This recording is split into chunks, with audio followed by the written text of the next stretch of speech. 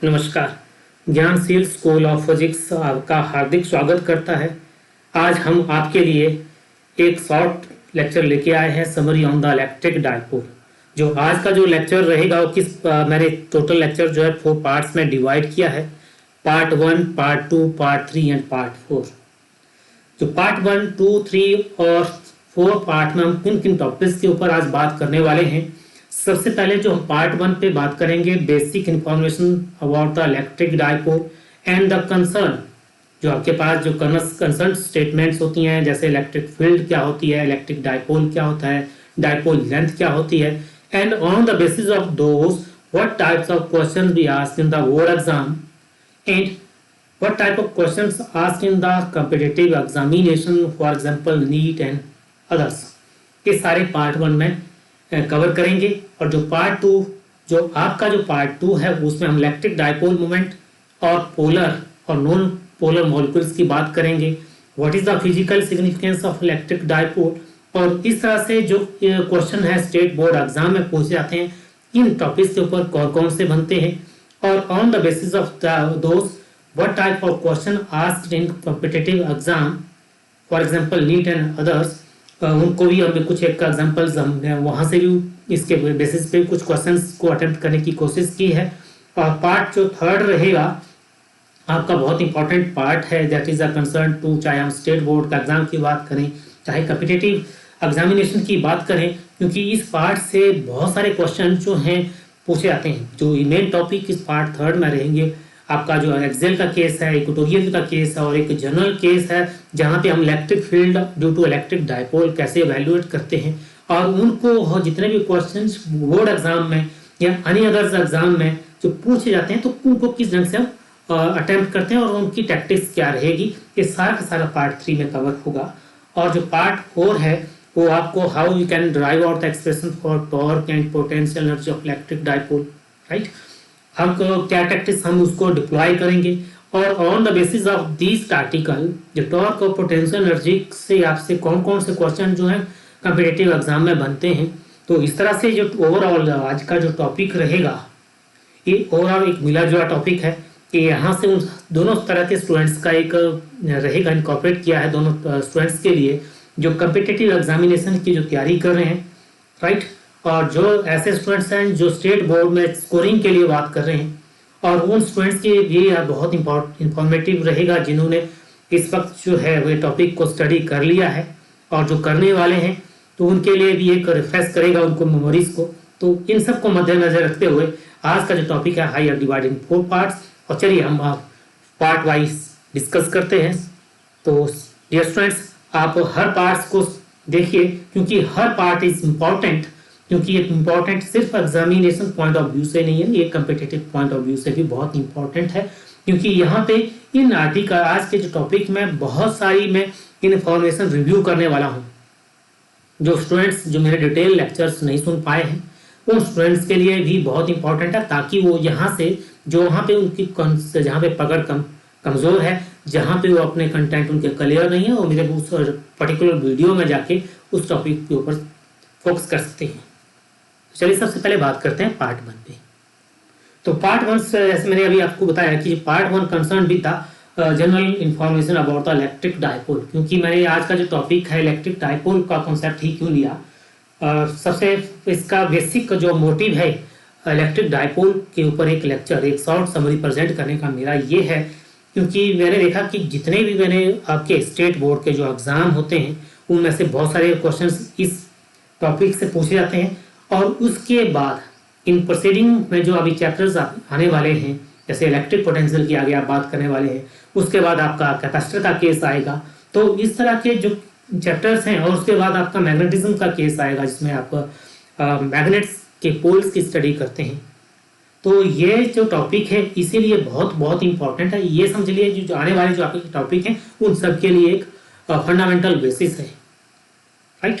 तो dear students, जो इस आर्टिकल के लिए आज मैंने इसलिए भी फोकस किया है क्योंकि कम्पिटिटिव पॉइंट ऑफ व्यू से दैट इज़ वेरी इंपॉर्टेंट। बहुत सारे स्टूडेंट्स हैं due to this novel corona की वजह से इस वक्त घर पे बैठे हैं, और उनकी जो classroom running that be hampered, इस वक्त तो अपने कोचिंग इंस्टीट्यूट नहीं जा पा रहे हैं।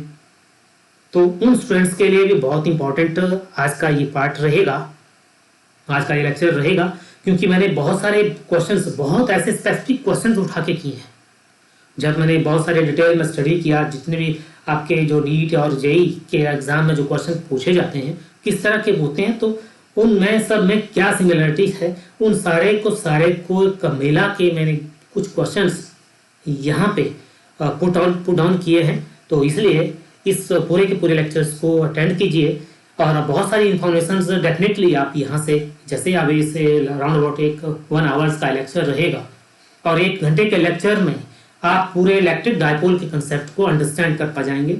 और इसके अलावा जो क्वेश्चन, जो स्पेसिफिक फोकस क्वेश्चन किए हैं, उनके बेसिस पे कोई भी क्वेश्चन आप अटेम्प्ट कर सकते हैं। मैंने उनके ऊपर भी ज़्यादा फोकस किया है, इसलिए उन स्टूडेंट्स के लिए भी बहुत बहुत इंपॉर्टेंट है। इसलिए मेरा ये जो लेक्चर है लास्ट तक इसको अटेंड कीजिए।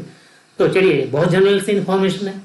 इलेक्ट्रिक डाइपोल क्या होता है, डाइपोल लेंथ क्या होती है, आइडियल डाइपोल हम किसको कहते हैं, एक इफेक्टिव डाइपोल क्या होता है, आपका पॉइंट डाइपोल क्या होता है, net charge on the electric dipole क्या होता है, ठीक है, net force on the electric dipole क्या होती है, और जो इलेक्ट्रिक डाइपोल फील्ड क्या चीज होती है, छोटी छोटी सी जानकारियां हैं। ठीक, तो ये this is a short review. तो आपको मालूम है जैसे कि इलेक्ट्रिक डाइपोल क्या होता है, it is general, this is arrangement of, जब एक ऐसा अरेंजमेंट है जिसमें हम two equal and opposite charges को क्या करते हैं, एक के दूसरे के नियर बाई प्लेस करते हैं। Then such arrangement is called electric dipole. Is a pair of equal and opposite charges separated by a very small distance. Right? फिर बात की है यहाँ पे आइडियल डाइपोल। कभी आपके पास इफेक्टिव डाइपोल की बात की जाती है, कभी आपके पास पॉइंट डाइपोल की बात की जाती है। तो ये सारे के सारे एक ही चीज हैं। क्लियर? तो आइडियल डाइपोल में क्या होता है, जब हमने कहा कि दोनों चार्जेस के बीच का जो डिस्टेंस है, there one charge is there, one charge is there, 1 microcoulomb 1 microcoulomb, और दोनों के बीच का जो डिस्टेंस है that should be very very short, very very small, mean approach to zero, and जो उनके ऊपर जो चार्ज की जो अमाउंट ऑफ चार्ज होना चाहिए that should be very very large. These are the fundamental condition किसी इलेक्ट्रिक डाइपोल। जो हम अगर इफेक्टिव डाइपोल की बात करें तो, पॉइंट डाइपोल की बात करें तो, राइट, आइडियल डाइपोल की बात करें तो, these are the 2 important condition. And then next one is that net charge on electric dipole. आपको मालूम है कि इसमें जो net dipole that is arrangement, one positive charge plus q charge is here minus q charge here, right? तो net charge on the dipole, इस system का जो net charge है that is a algebraic sum of these that is equal to 0 but have electric field। आपको यहाँ पूछा है कि net dipole का जो है, जो इलेक्ट्रिक डाइपोल है उसका जो net charge that is 0 होता है, परंतु उसकी इलेक्ट्रिक फील्ड होती है। मतलब electric field never 0, electric field 0 नहीं होती है। अब 0 किस कंडीशन पे होती है वो भी बात करूंगा, क्योंकि अभी तो इतनी बात हुई है कि net electric field due to this electric dipole is not 0। अब इसके ऊपर भी बात करने वाला हूं कि 0 कब क्यों होती है और कहां होती है, और 0 क्यों नहीं होती है। इन दोनों टॉपिक्स के ऊपर हम लेंगे और इनके बेसिस पे इससे बहुत सारे कॉम्पिटिटिव में क्वेश्चन पूछे जाते हैं। And then next is the electric dipole field. Electric field means when point charge have its, every point charge have its own field, that field is called आपकी इलेक्ट्रिक फील्ड। और जब हम electric dipole की बात करते हैं, जब हमको मालूम है, जब इनकी इलेक्ट्रिक लाइंस ऑफ फोर्सेस की जब हमने स्टडी की थी, जब 2 चार्जेस हैं प्लस क्यू और माइनस क्यू, तो पॉजिटिव से रेडियली आउटवर्ड और इलेक्ट्रिक लाइंस ऑफ नेगेटिव पे टर्मिनेट होती हैं रेडियली इनवर्ड, राइट। तो आपके पास ये पिक्टोरियल है, आप देख रहे हैं कि पॉजिटिव से negative means there is no breakup. इन लाइंस के बीच का कोई भी ब्रेकअप नहीं है, राइट। और इन दोनों चार्जेस की हम due to mutual interaction of Coulomb's law की जो म्यूचुअल इंटरेक्शन हम इसको फॉलो अप करते हैं, इनको आर्टिकल्स को प्रोसीड करते हैं। तो these are some fundamental basics information. आपके पास डाइपोल लेंथ की बात करते हैं, क्योंकि हमने डाइपोल लेंथ क्या होती है, separation distance between 2 equal and opposite charges जो क्या करते हैं डाइपोल को फॉर्म करते हैं, उन दोनों के बीच का separation distance called dipole length. और by convention that is taken as 2l, sometime it taken as a 2a, sometime it taken as a 2y, 2x, and right. So it is a hardly matter, that is a, it depends, it is a convention है, that's okay. अब इसके बाद मैंने बात की थी कि कुछ टॉपिक्स को जो फर्स्ट पार्ट के ऊपर जो मैं जनरल इंफॉर्मेशन प्रोवाइड करूंगा, और उसके बाद what type of questions asked in the competitive और स्टेट बोर्ड एग्जाम। यहाँ पे मैंने कुछ क्वेश्चंस लिस्ट अप किए हैं, और इन क्वेश्चंस को देखते हुए आपसे कोई भी क्वेश्चन किसी भी बोर्ड एग्जाम में पूछा जा सकता है, और किसी भी तरह का क्वेश्चन पूछा जा सकता है। तो ऑन द बेसिस मैंने बहुत स्पेसिफिक क्वेश्चन उठाए हैं, और अगर आपकी इनके ऊपर अंडरस्टैंडिंग डेवलप हो जाती है तो बहुत सारे क्वेश्चंस को you are capable to answer दोस्त। उन कोई भी क्वेश्चन आपसे पूछा जाए तो आप ऑन द बेसिस इन चार को अगर मैं आप इन चार क्वेश्चंस के ऊपर आप अपनी अंडरस्टैंडिंग डेवलप कर लें तो ऑन उनके बेसिस पे आप कोई भी आंसर्स दे सकते हैं। जैसे आपसे क्वेश्चन नंबर 1 पूछा गया है, what is the nature of the symmetry of the electric field on the electric dipole. Right, अभी हमने यहाँ पे बात हो रही है कि पहले हमने पॉइंट चार्ज की नेचर ऑफ सिमेट्री स्टडी की। एक पॉइंट चार्ज होता है तो उसके द्वारा जो इलेक्ट्रिक फील्ड क्या होती है, in radiate in all the directions. तो इस तरह से उसका जो geometrical shape that is called permanent shape, और वो होती है स्फेरिकल। क्लियर। तो इसी तरह से जो इलेक्ट्रिक डायपोल का केस है, एक पॉजिटिव चार्ज है एक नेगेटिव चार्ज है, तो इस तरह से जो इलेक्ट्रिक फील्ड की जो सिमेट्री होती है that is a cylindrical symmetry. Okay. Next question is that if 2L approaches to 0, then why charge on the electric dipole should approach to infinity? बहुत इंपॉर्टेंट क्वेश्चन है। यदि जो dipole length between two charges के बीच, जो electric dipole के जो charges हैं उन दोनों के बीच की जो डायपोल लेंथ है that's approach to 0, then why should charge should be approach to infinity. Charge very very large क्यों होना चाहिए। क्लियर। तो इसलिए एक सबसे बेसिक है इसमें कि मान लीजिए अगर dipole length reduce to 0 then dipole charge equal to approach to infinity. तो इससे क्या होता है, जो डायपोल मोमेंट उसका क्या होगा, फाइनाइट है, उसकी एक फाइनाइट वैल्यू होगी। राइट, उसकी क्या होगी, एक फाइनाइट वैल्यू के लिए जो आपके पास इलेक्ट्रिक डायपोल है उसकी फाइनाइट वैल्यू के लिए charge should be very very large. Okay, net charge on the electric dipole is 0। Right, and question number 4, net charge on the electric dipole is 0। जो जैसे हमने कभी कहा एक इलेक्ट्रिक डायपोल का जो नेट चार्ज क्या होता है, 0। अगर प्लस क्यू यहाँ है तो माइनस क्यू है, तो charge is scalar and follow the simple algebra rule. Total sum is 0, right? Then this does mean electric field is also 0. क्या इसका मतलब ये तो नहीं कि इसकी इलेक्ट्रिक फील्ड भी 0 होगी। Right, this is the question. इसका क्या मतलब है, क्या इसकी इलेक्ट्रिक फील्ड भी 0 होगी। तो question is that no, this does not mean यदि चार्ज 0 होगा, नेट चार्ज 0 होगा तो इसका मतलब ये नहीं है कि इलेक्ट्रिक फील्ड भी 0 होगी। अब आने वाले स्लाइड्स में हम इसके ऊपर अब बात करने वाले हैं। अब हम उन टॉपिक्स के ऊपर अब जाने वाले हैं जो competitive examination point of view से जो अंडरस्टैंडिंग डेवलप करेंगे आपकी। तो इसको आपके जो ध्यान से सुनिए और ध्यान से नेक्स्ट जो आर्टिकल है आपका इसको ध्यान से देखिए और ट्राई टू अंडरस्टैंड। और इसके कॉन्सेप्ट के बेस पे बहुत सारे क्वेश्चंस आपको लिंक कर सकते हैं। यहाँ पे इस पिक्टोरियल को आप ध्यान से देखिए और देन ट्राई टू अंडरस्टैंड। आप मेरे इस वीडियो को थोड़ा टाइम के लिए पॉज कीजिए, जो उस पर स्टूडेंट्स देख रहे हैं इस वीडियो को थोड़ा सा पॉज कर लीजिए। और पॉज करने के बाद, क्योंकि इसके बाद जो नेक्स्ट मैं इसके ऊपर स्लाइड जो नेक्स्ट इसके बाद मैं इसके ऊपर एक्सप्लेनेशन करने देने वाला हूँ, तो एक्सप्लेनेशन से पहले इसलिए मैं कह रहा हूँ आप पॉज कर दीजिए वीडियो को और इस पिक्टोरियल डायग्राम को देखिए और on the basis of this pictorial diagram अपनी थिंकिंग डेवलप कीजिए and try to answer which one is correct answer. तीन ऑप्शन में से कौन सही ऑप्शन रहेगा। ओके, स्टूडेंट्स जो इसको अटेम्प्ट कीजिए आफ्टर जस्ट पॉज और देन ट्राई टू अंडरस्टैंड कि इसको क्वेश्चन को कैसे प्रोसीड करना है। And now I am going to just explain. आपके पास क्वेश्चन दिया था, आपके पास एक इलेक्ट्रिक डाइपोल है और इलेक्ट्रिक डाइपोल के सेंटर में इलेक्ट्रिक फील्ड निकालना है आपने। इलेक्ट्रिक डाइपोल के सेंटर में इलेक्ट्रिक फील्ड निकालना है, ये क्वेश्चन का टारगेट था, राइट। अब हमने जैसे मैंने कहा कि क्या इलेक्ट्रिक फील्ड, मैंने अभी पीछे क्वेश्चन किया था, समझ की पॉइंट्स दिए थे, उसमें मैंने डिस्कस किया जो net electric charge is zero, तो इसका मतलब नहीं है कि इलेक्ट्रिक डाइपोल की फील्ड भी जीरो होगी, क्योंकि हम just going to explain now. अब देखिएगा, जब इलेक्ट्रिक डाइपोल है तो आपके पास यहाँ नेगेटिव चार्ज है, यहाँ पे पॉजिटिव चार्ज है, ए एंड है, बी एंड है, राइट। अब इसके सेंटर में आपने charge sorry net electric field निकालना है, तो हमें क्या करना पड़ेगा,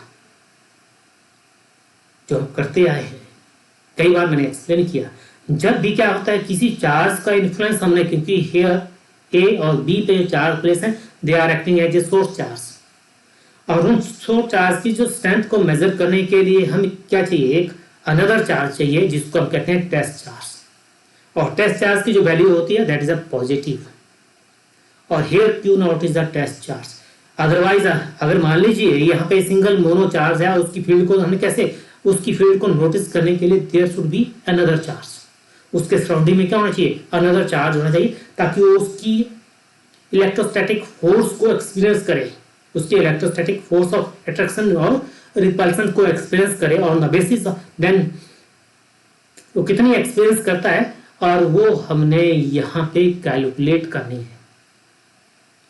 तो पूरा का पूरा क्वेश्चन वेक्टर डायग्राम पे है, आपका क्यू नॉट और बी चार्ज के बीच की इंटरेक्शन हो रही है, मीन क्यू और क्यू नॉट के बीच, तो दोनों पॉजिटिव हैं, दोनों क्या हैं, पॉजिटिव हैं, और आपको मालूम है इलेक्ट्रिक वेक्टर कहाँ लगते हैं, दोनों चार्जेस पॉजिटिव, क्योंकि बी जब सोर्स चार्ज और टेस्ट चार्ज के ऊपर फोर्स एक्सर्ट करा इन दिस डायरेक्शन, तो इलेक्ट्रिक फील्ड आपकी इस डायरेक्शन में लग रही है, जब इस डायरेक्शन में, तो रेड वेक्टर जो इंडिकेट करता है that is the electric vector due to charge B.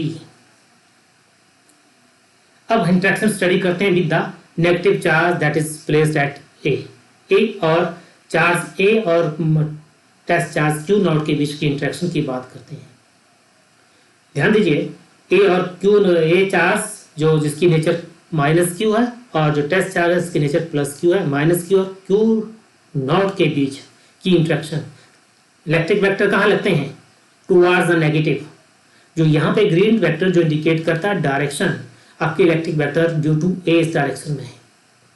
अब आपने दोनों के लिए वेक्टर ड्रॉ सेंटर पे कर दिए हैं। अब दोनों क्या आपको क्लियर कट इंफॉर्मेशन दे रहे हैं, क्या इंफॉर्मेशन, दैट इज द दोनों वेक्टर जो हैं, दोनों electric vector acting in the same direction में लग रहे हैं, इट मीन जो net electric field that is vector E B plus vector E A है, और ये दोनों की जो स्ट्रेंथ है दैट इज इक्वल, क्योंकि सेंटर क्यू नॉट से बी का डिस्टेंस, क्यू नॉट से ए का डिस्टेंस, दोनों क्या है, बराबर हैं, दोनों क्या है, बराबर हैं, तो it means electric field strength क्या होगी, बराबर होगी, तो E plus E that is 2E। Okay, तो बहुत इंपॉर्टेंट आर्टिकल है, on the basis of that कि मैंने बहुत इंपॉर्टेंट आपका कॉन्सेप्ट उठाया है, क्योंकि अगर आपको इसके ऊपर अंडरस्टैंडिंग डेवलप हो गई, बहुत सिंपल सा केस है, अगर ऑन दिस आर्टिकल इसके बेसिस पे आपसे कोई भी कॉम्पिटिटिव एग्जाम में क्वेश्चन पूछा जा सकता है, क्लियर। तो next, that is very important. अभी हमने just we follow the case कि इलेक्ट्रिक फील्ड, अभी हमने कहा कि जो दो चार्जेस इलेक्ट्रिक डाइपोल का केस है, आपको मालूम है प्लस क्यू और माइनस क्यू की arrangement that is called electric dipole if there is certain distance. और अभी मैंने कहा कि देयर इज इलेक्ट्रिक फील्ड जो है कहीं भी जीरो नहीं है, कहीं भी जीरो नहीं है, बट वेयर इज जीरो।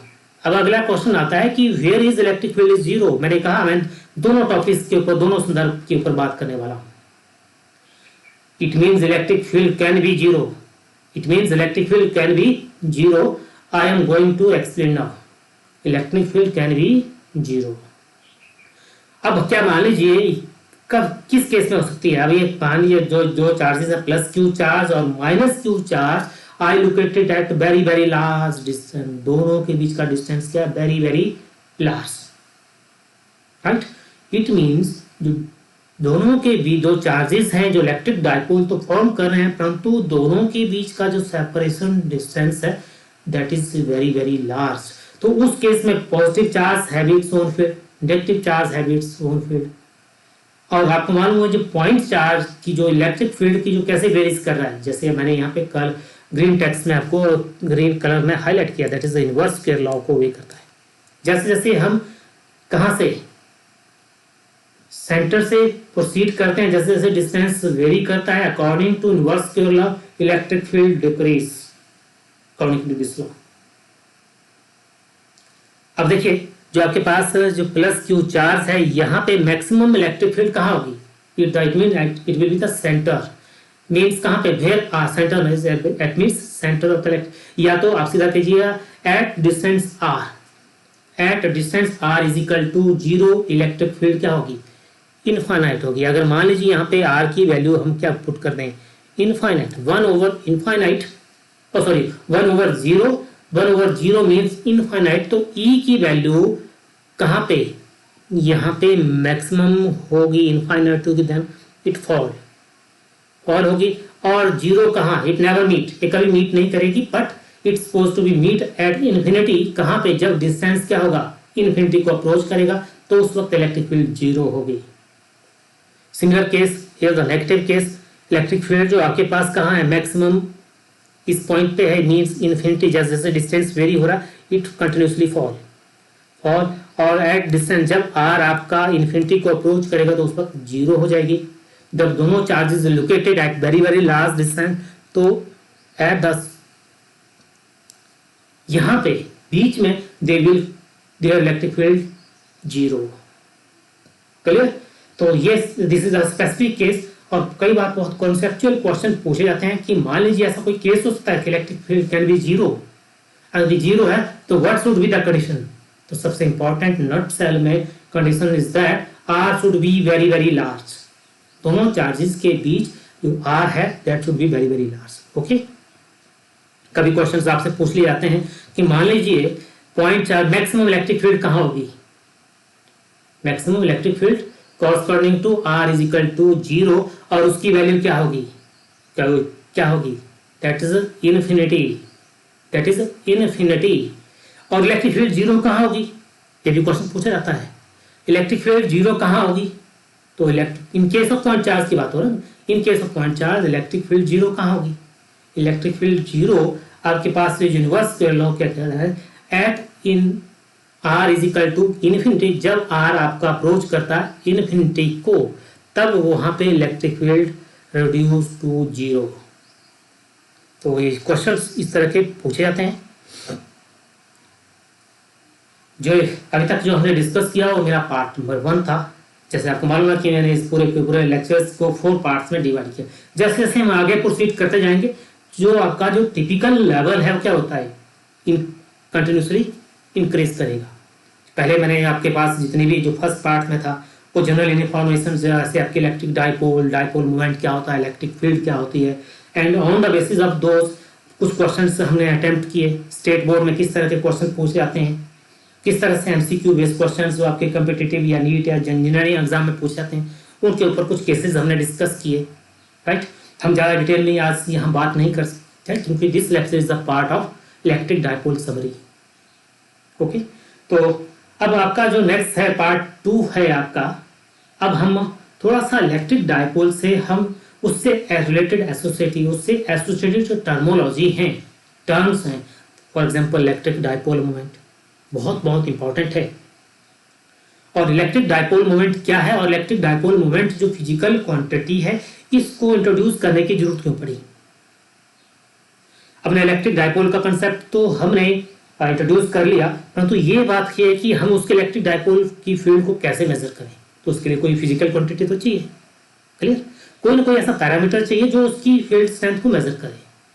तो हम तब ने ये टर्मिनोलॉजी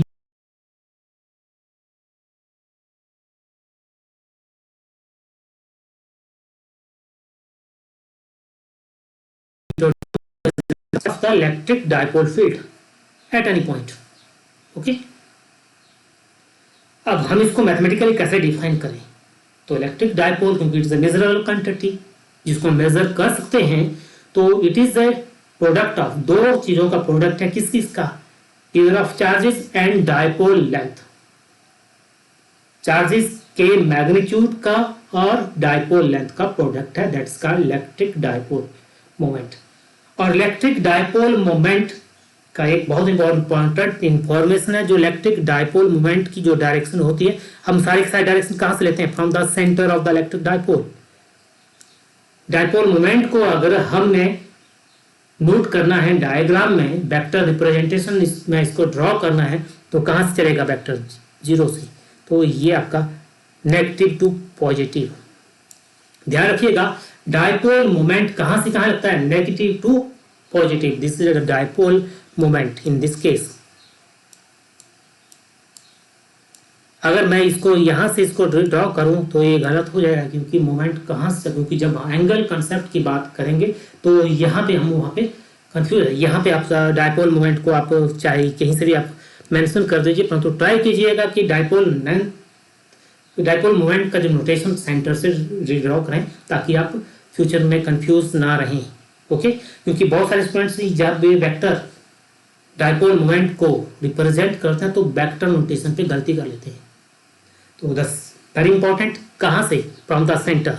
तो इसलिए अगर मैं चाहता तो इलेक्ट्रिक डायपोल मोमेंट को यहाँ से भी कर सकता था, बट उस केस में गलत हो जाता, क्योंकि मैं कहीं ना कहीं मिस्टेक कर जाता। जब न्यूमेरिकल या कंसेप्चुअल या कॉम्पिटिटिव एग्जाम में जो क्वेश्चन पूछे जाते हैं, जो प्रॉब्लम्स पूछी जाती हैं, तो शायद मैं वहाँ पे मिस्टेक कर जाता। तो इसलिए सारे के सारे डिस्टेंसेस ट्राई टू टेक, आपका मूवमेंट को आपको ड्रॉ करने की कोशिश कीजिए फ्रॉम द सेंटर। ओके, तो डायरेक्शन कहाँ से होती है, नेगेटिव टू पॉजिटिव। तो इन तरह से कई बार आपका स्टेट बोर्ड में क्वेश्चन पूछ जाते हैं, राइट डाउन या आपके पास डायपोल मोमेंट क्या है उसको डिफाइन कीजिए, इतना तो पूछा जा सकता है बोर्ड में, बाकी क्या पूछ सकते हैं इससे, डायपोल मोमेंट से इसके ज़्यादा इसके यूनिट पूछ लिए गए, इसके डायमेंशनल फार्मूला पूछ लिया गया। ओके, तब सबसे बड़ी बात आती है कि जो इलेक्ट्रिक डायपोल मोमेंट का जो कॉन्सेप्ट है, उस कॉन्सेप्ट को इंट्रोड्यूस करने की जरूरत क्यों पड़ी। तो बी रिमेंबर दैट, तो सबसे इंपॉर्टेंट एप्लीकेशन इसकी केमिस्ट्री में है, जब हम आयंस की स्टडी करते हैं, ions of the molecule, ions of the molecule. तो सबसे इंपॉर्टेंट एप्लीकेशन इलेक्ट्रिक डायपोल की वहाँ है, और वहीं से कंसेप्ट इंट्रोड्यूस किया गया। कंसेप्ट ये कहता है कि every molecule have it's dipole moment, प्रत्येक मॉलिक्यूल का अपना इलेक्ट्रिक डायपोल मोमेंट होता है। बट नेट, अगर हम एज ए होल बात करें कि सब्सटेंस की, तो क्या होता है, net dipole moment is zero, क्योंकि देयर इज रैंडम मोशन, कोई मॉलिक्यूल आपका इस तरफ जा रहा है, कोई मॉलिक्यूल इस तरफ जा रहा है, कोई मॉलिक्यूल इस तरफ जा रहा है, there is no permanent alignment नहीं है। तो जो डायपोल मोमेंट को इस तरफ जा रहा है, दूसरा इसके अपोजिट में है, तो they cancel out the effect of each other, and as a whole the net dipole moment of a substance is zero, but every molecule behave as a dipole, every molecule का dipole moment होता है। अब कुछ एक का dipole moment नहीं होता है, कुछ molecule का dipole moment नहीं होता है, नहीं होता है। तो अब हम एक बहुत इंपॉर्टेंट टर्मोलॉजी इंट्रोड्यूस करने जा रहे हैं, एक बहुत इंपॉर्टेंट कंसेप्ट इंट्रोड्यूस करने जा रहे हैं, that is the concept of polar and non-polar molecules। तो वो हम जस्ट उसके बाद बात करेंगे। पहले हमने कुछ क्वेश्चंस लिए हैं यहाँ पे। अब क्वेश्चंस आपके इलेक्ट्रिक डायपोल मोमेंट और इलेक्ट्रिक फील्ड के ऊपर लिए हैं। जो स्टूडेंट्स इस वक्त वीडियो देख रहे हैं, तो मैंने फिर आपको टारगेट किया, आपको एक क्वेश्चन दे दिया, एक high order thinking order questions आपके पास दिया है, आपके स्क्रीन पे है। अब इस वक्त मेरा वीडियो क्या कर दीजिएगा, पॉज कर दीजिए। इस वक्त मेरा वीडियो जो है पॉज कर दीजिए, और पॉज कर दीजिए और इसके बारे में सोचिए कि व्हाट डज दिस एक्सप्लेन, कि आपको क्या करने को कह रहा है। थोड़ी देर के लिए इसको पॉज कीजिए, देन ट्राई टू अंडरस्टैंड, और इसको अंडरस्टैंड और अपनी थिंकिंग को डेवलप कीजिए। और डेवलप करने के बाद आप ABC कौन सी सही ऑप्शन रहेगी आपके लिए, उस पर आप टिक कर दीजिए।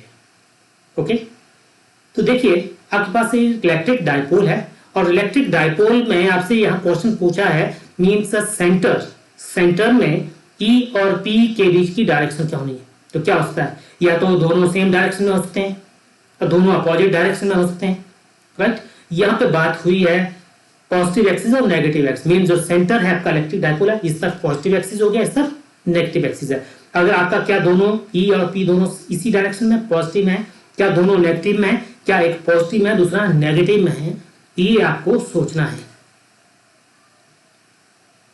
ओके, तो let me to explain now. अब देखिएगा मैंने एक इलेक्ट्रिक डायपोल अरेंजमेंट यहाँ ड्रॉ किया। इससे पहले आप क्या जाइएगा, जो just I have a few slide before I explain that, मैंने कुछ स्लाइड्स पहले आपको एक्सप्लेन किया what should be the electric field, net electric field at the center. आपको ये केस हमने पीछे डिस्कस किया।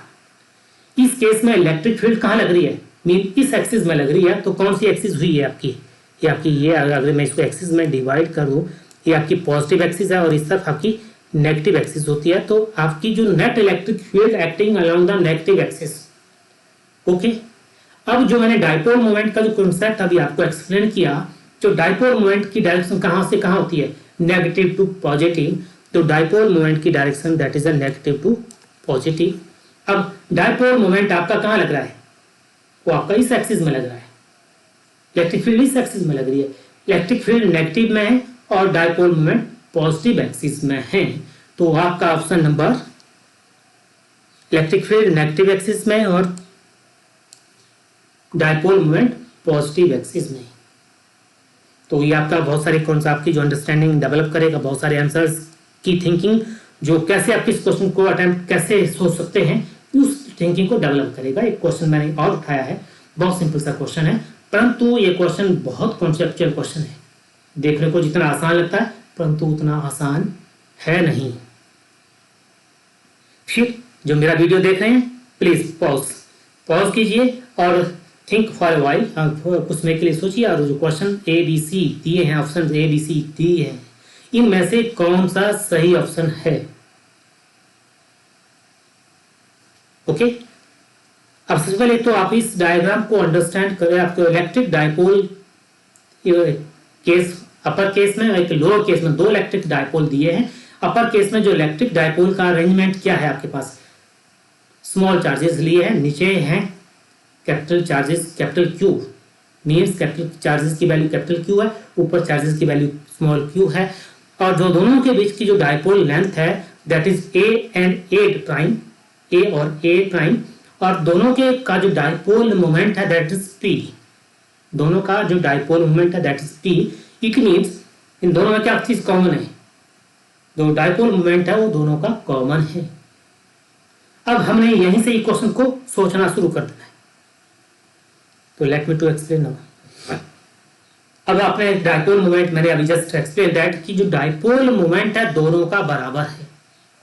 तो it mean dipole moment in first case, dipole moment क्या होता है, product of charge and dipole length, ये आपका अपर केस का है। और इज इक्वल टू नीचे वाले केस का भी dipole moment that is letter P, वो भी बराबर है, that is product of charge and dipole length is here a prime. अब इन दोनों इक्वेशन से आपके पास एक इक्वेशन बन गई, इन इक्वेशन से आप निकाल सकते हैं A prime over A, right. तो आपके पास option Q over Q dash की आपके पास ऑप्शन नंबर बी। ओके, अब हम बहुत इंपॉर्टेंट कंसेप्ट पे बात करने वाले हैं, पोलर और नॉन पोलर मॉलिक्यूल्स। जो मैंने कहा कि जो इलेक्ट्रिक डायपोल का जो डायपोल मोमेंट का जो कंसेप्ट है उसके पीछे जो बेसिक लॉजिक है that is concern to polar and non polar molecule. क्योंकि बाय नेचर अगर हम नेचर में बात करें, कुछ हम देखते हैं कुछ molecules behave as a polar molecule, कुछ को हम नॉन पोलर मॉलिक्यूल कहते हैं। अब बात ये आती है किन मॉलिक्यूल्स को हम पोलर कैटेगरी में डालें और किन को हम non polar molecules. Terminology is very clear अपने आप ही। Polar molecule, polar means something having two pole. तो यहाँ पे आपके पास एक मॉलिक्यूल है, मॉलिक्यूल में जिसमें center of positive and centre of negative charge दोनों अगर कोइंसाइड नहीं कर रहे हैं, सेंटर ऑफ पॉजिटिव जहां पे whole the positive charge supposed to be concentrated and centre of negative where whole the charge और negative ion supposed to be concentrated, दोनों कोइंसाइड नहीं करते हैं, तो it mean they have permanent dipole moment.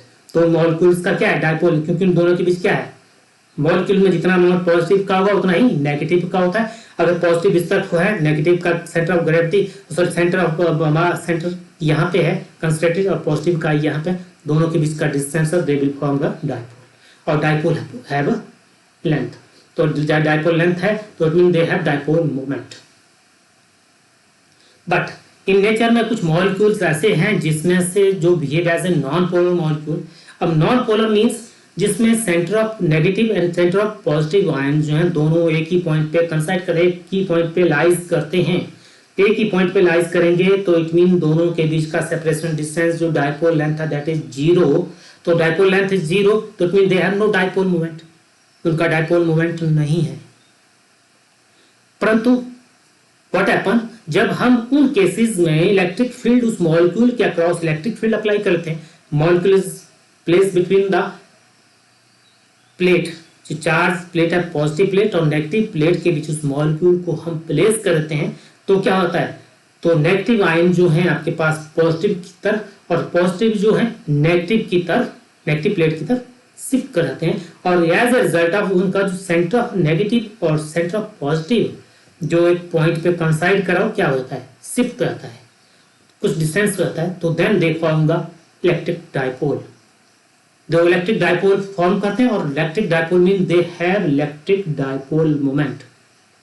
और this is the most fundamental physical significance of the electric dipole. Concept को introduce करने का है क्योंकि ये हमें ये डिस्टिंग्विश करते हैं कि which molecule is polar and which molecule is non polar, which molecule is polar and which molecule is non-polar. It means जब हम इलेक्ट्रिक फील्ड जो पोलर मॉलिक्यूल होता है, चाहे हम एब्सेंस ऑफ इलेक्ट्रिक फील्ड की बात करें चाहे प्रेजेंस ऑफ इलेक्ट्रिक फील्ड की बात करें, दोनों केसेस में have net dipole moment. But in case of non polar में in absence of electric field they are, जो उनका डाइपोल मोमेंट है वो 0 होता है। बट जब इलेक्ट्रिक फील्ड अप्लाई करते हैं उनके across then they have net dipole moment. और this is the fundamental significance of the electric dipole. यही इलेक्ट्रिक डाइपोल के कंसेप्ट को इंट्रोड्यूस करने का मेन ऑब्जेक्टिव है। क्लियर? जैसे मैंने अभी कहा कुछ बाय नेचर में कुछ molecules whose dipole moment is 0, जब इट मीन तो डाइपोल मोमेंट 0 है, when place in electric field they have net dipole moment. जब उनको इलेक्ट्रिक फील्ड की प्रेजेंस में प्लेस करते हैं तो उनका नेट डाइपोल मोमेंट होता है, तो वो molecule behave as a non polar molecule. But the molecules whose net dipole even in the presence or even in the presence absence or presence दोनों cases में have net dipole, तो they are called polar molecule. Okay, in green text, therefore the concept of dipole has unique importance that it is used to predict whether the molecule is polar or non-polar. ये हमें इस चीज का clear करता है कि given molecule क्या है, polar है या नहीं है। और this is the most fundamental significance of this electric dipole. Students ये मेरा सेकंड पार्ट था।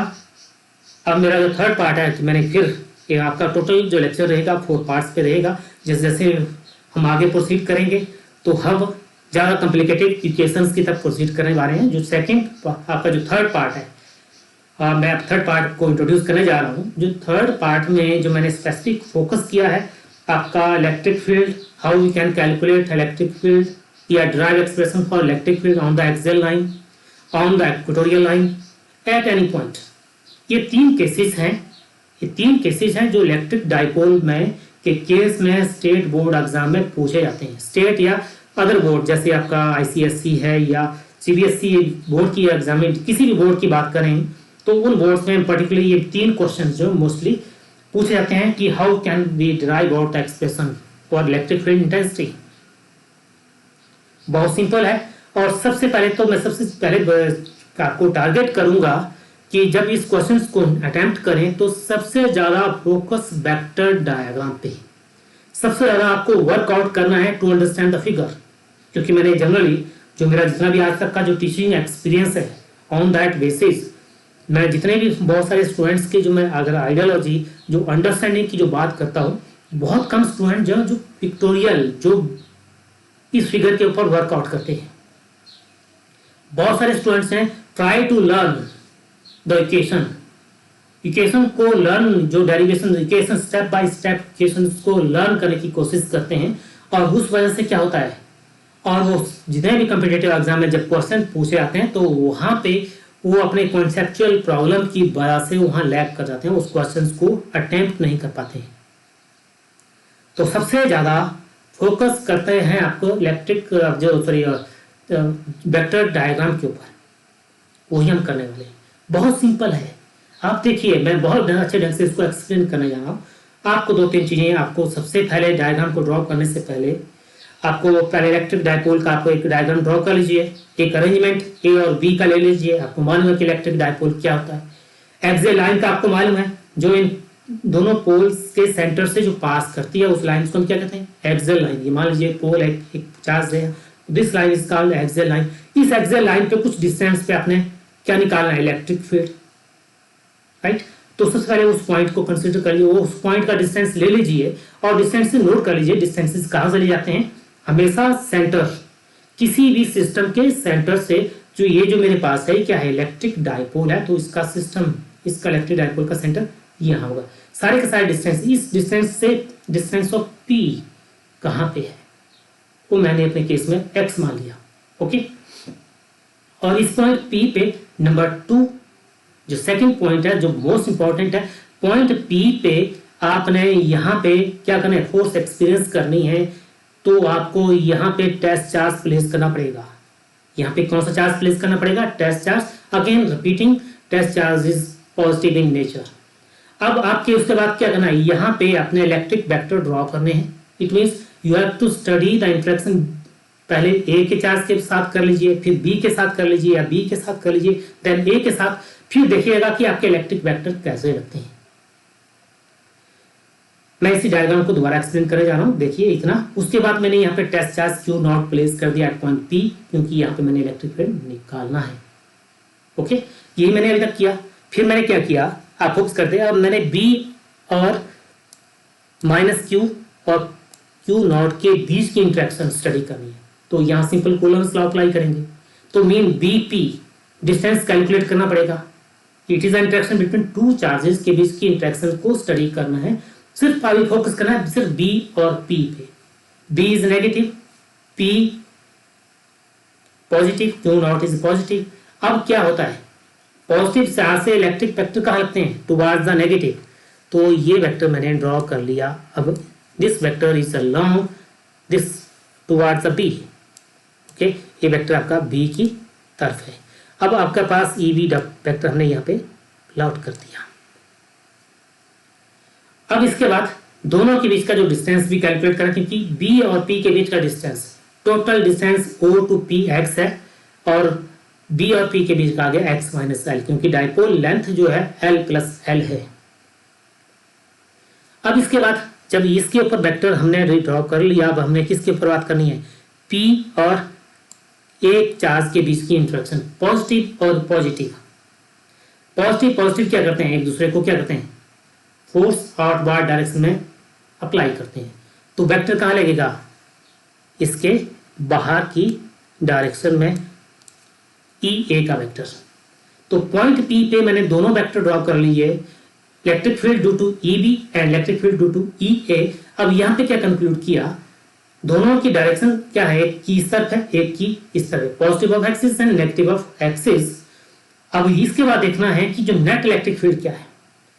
जैसे मैंने कहा, मान लीजिए मेरे पास यहाँ पे सेंटर में एक किसी ऑब्जेक्ट को कोई एक स्टूडेंट 5 न्यूटन फोर्स यहाँ पे अप्लाई कर रहा है, 5 न्यूटन यहाँ पे अप्लाई कर रहा है, तो एक पॉइंट कहाँ शिफ्ट करेगा, नो डिस्प्लेसमेंट। यदि यहाँ की फोर्स आ रहा है तो डिस्प्लेसमेंट इस तरफ होगा। तो वही चीज हमने देखनी है कि किसका मैग्नीट्यूड ज्यादा है। अब मैग्नीट्यूड स्टडी करने के लिए हमें देखना है कि बी पी के बीच का जो डिस्टेंस है कम है कंपेयर टू ए पी के बीच का जो डिस्टेंस ज्यादा है। तो इट मीन्स जो बी की जो फील्ड है वो ज्यादा स्ट्रांग रहेगी कंपेयर टू ए की फील्ड से। तो ये कंडीशन एप्लीकेबल रहती है। अब नेट फील्ड क्या होगी, ई बी से माइनस कर दे ई ए, और यही आपकी मेन या जिसको फंड मास्टर इक्वेशन भी हम कहते हैं, ई, और यही आपका टारगेट है। जिस स्टूडेंट्स ने यहां तक वर्कआउट कर लिया, इट मीन्स अब क्वेश्चन आपका अटेम्प्ट हो चुका है, जितना वर्कआउट करना था आपका हो चुका है। अब आपके पास जिस स्टूडेंट्स ने इस डायग्राम को समझ लिया, अब उसके लिए क्वेश्चन उसको स्पीड प्रोसीड करना कोई ज़्यादा टफ नहीं है, बहुत इजीली आप अप्लाई कर सकते हैं। क्योंकि उस स्टूडेंट्स को जब ये अंडरस्टैंड कर लिया तो उसने क्या करना, अब इलेक्ट्रिक फील्ड की उसको केस पता है कि electric field due two point charge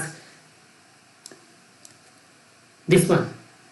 अब इस प्रेजेंट केस में ई ए के केस में क्या होगी, ई बी के केस में क्या होगी, 1/4 पाई एप्सिलॉन नॉट क्यू।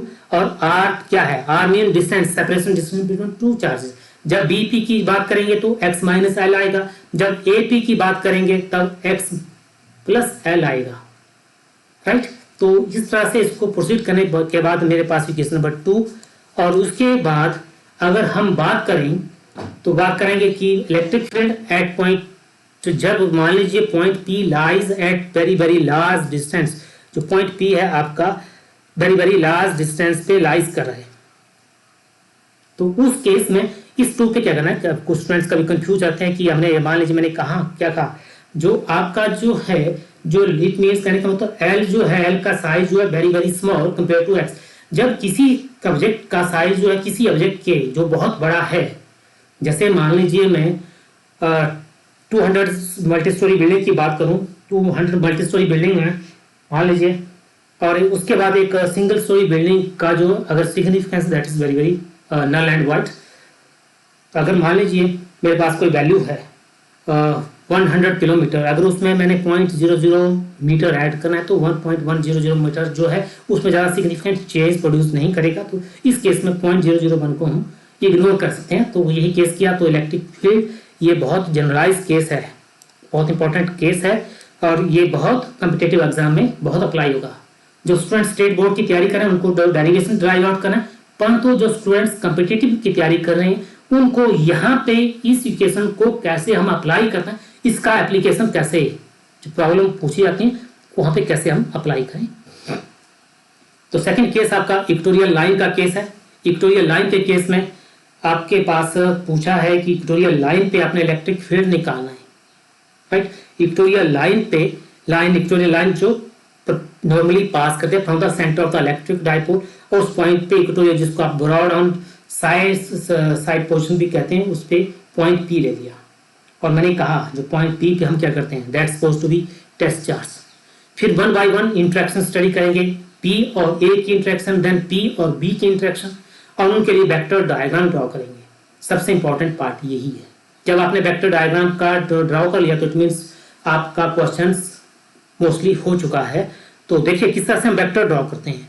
इन वेक्टर डायग्राम की इंफॉर्मेशन सबके लिए इंपॉर्टेंट है, जो स्टूडेंट कम्पिटेटिव एग्जाम की, क्योंकि आपके पास मान लीजिए बहुत सारे क्वेश्चन पूछे जाते हैं। आपके पास एक आपके पास एक ट्राइंगल है, आपके पास एक ट्राइंगल है, ट्राइंगल के 3 वर्टेक्स हैं, A, B और P हैं, और इनके ऊपर चार्जेस Z की वैल्यूज आपके पास दी है। तो सेंटर पे कितना होगा, या P पे जो इलेक्ट्रिक वेक्टर कितने लगेंगे, जो net electric field at point P, at B, at A, या उनके जो है at mid of the arm AP। तो इस तरह के कई क्वेश्चन पूछे जाते हैं, तो इसलिए वेक्टर का नॉलेज बहुत बहुत इंपॉर्टेंट है। तो सारा वर्कआउट हम इसी डायग्राम के ऊपर फोकस करने वाले हैं। तो मैंने क्या कहा, x डिस्टेंस पे पॉइंट P ले लिया, सारे डिस्टेंस सेंटर से, x डिस्टेंस पे सारे डिस्टेंस सेंटर से P पे OP का distance that is equal to x। Okay, अब इंटरेक्शन A और P के बीच पॉजिटिव है, P आल्सो पॉजिटिव, तो वेक्टर कहाँ लगेगा, बाहर की तरफ।